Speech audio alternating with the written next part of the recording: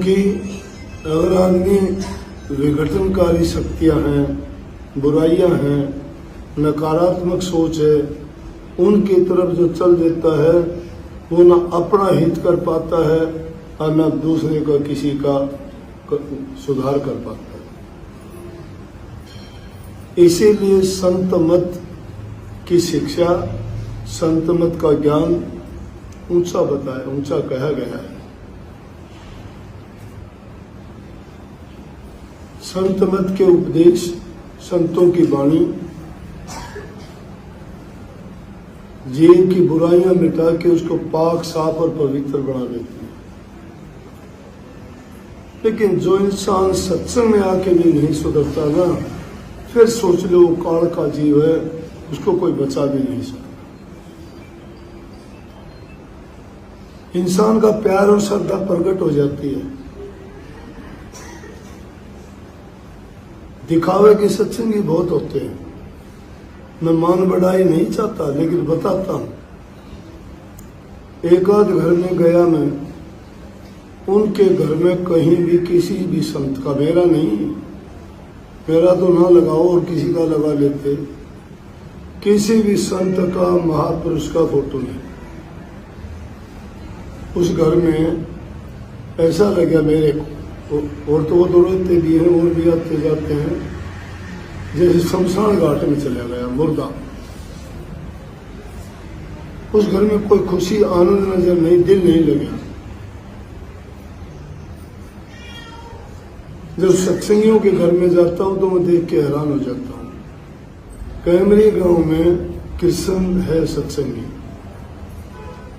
उनका मकान आप जाके देख लोगे तो इतने फोटो आश्रम में नहीं, इतने उसमें मिलेंगे। फोटो से घर जहां कहीं जाओगे, जैसी चीज को देखोगे, जिसे के दर्शन करोगे, उनके विचार, उनके ख्यालात, उनके संस्कार, उनके परमाणु आपके अंदर प्रवेश करेंगे।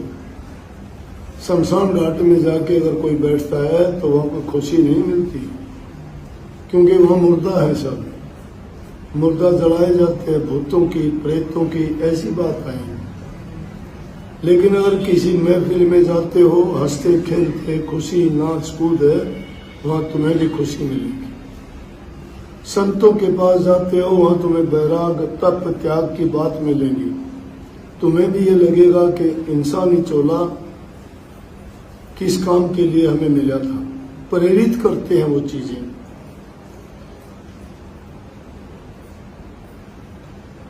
पवन है पंडित भिवानी में, उसके लड़के की शादी थी, उसके घर गया।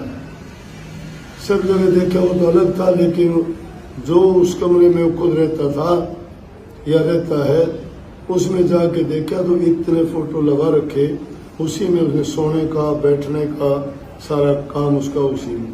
बोला जी ये और देख के जाओ मेरा। जाके देखा तो क्या बात, धन्य हो गया। इतनी खुशी मिलती है। तो खुशी फोटोओं में नहीं है, वो उनके दिल की, उनकी भावना को प्रकट करते हैं कि इस इंसान के दिल में भावना कैसी है। जिसकी भावना होगी वो उनको बाहर जब इतना रखता है तो उसके हृदय में कैसा होगा। हृदय में प्यार है तभी तो बाहर रखता है। जिसके हृदय में प्यार नहीं, बाहर भी नहीं रखेगा, उदासीन है। और जब उसकी मन की गति ये है, बाहर की गति ये है, तो भक्ति की डींग मारना व्यर्था और झूठी बातें हैं। प्यार सिखाने से नहीं आता, दिल में पैदा होता है। इसमें यही तो बात कही कर्माबाई की, साचो प्रेम हो प्रभु से तो मूर्त बोले काट की। सच्ची भक्ति, सच्चा प्रेम है। अगर तुम्हारा सच्चा प्रेम तुम्हारे इष्ट के साथ, तुम्हारे गुरु के साथ अगर है, तो वो तो क्या काट की मूर्ति सारे तुम्हारे काम बोल के कर देती, जिंदा मूर्ति क्यों नहीं करेगी। लेकिन जिनके नहीं होते ना, उनका खुद की कमी है, उनका विश्वास नहीं है दिल में। उनको जरूरत पड़ती है जब वो झूठा ढोंग करते हैं कि मेरा भी गुरु है, मेरा गुरु काम क्यों नहीं करता, लोगों के कर लिए। अरे लोगों के करे, उन्होंने सच्चे दिल से पुकार करी, उन्होंने अपने दिल के अंदर उनको बसा रखा है। जो जिसके हवाले हो जाता है वो उसकी रक्षा करता है। लड़की की शादी कर दी, पति के घर गई, उसके पति की जिम्मेवारी बनती है उस लड़की को लालन पालन करना, अपनी पत्नी बना के उसकी रक्षा करना, सुरक्षा देना, उसका भरण पोषण करना, उसकी जरूरतों को पूरा करना उसका फर्ज बनता है। क्योंकि वो अपने घर बार माँ बाप को छोड़ के पति के घर आई है। उसने अपना आपा सब कुछ त्याग के पति को समर्पण कर दिया, उसकी जिम्मेवारी। इसी प्रकार से जो गुरु को समर्पित हो जाता है गुरु की जिम्मेवारी बन जाती है।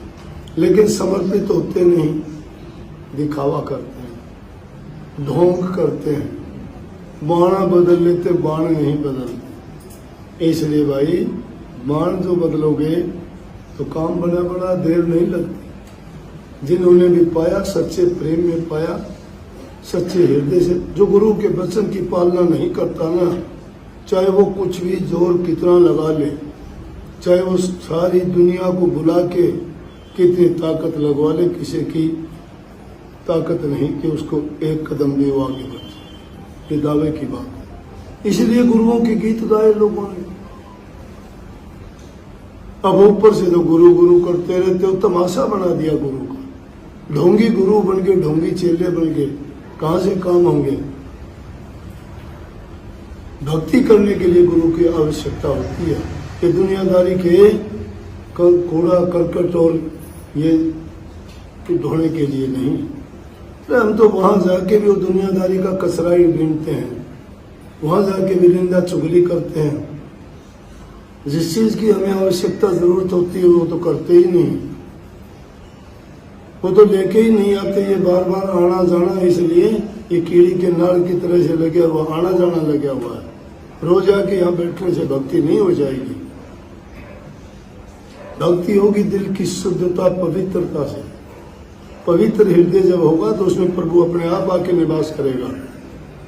भक्तों के दिलों में ही रहता है परमात्मा। परमात्मा का रूप क्या है? गुरु को बड़ा क्यों मानते हैं? परमात्मा को किसी ने नहीं देखा, गुरु को देखा है।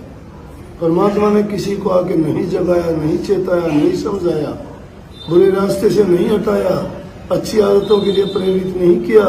गुरु ने तुम्हारे सामने होके प्रकट होके कहा कि ये करो तुम, तुम्हारा अच्छा हो जाएगा। वो कहते ये ना करो, तुम्हारा बुरा होगा।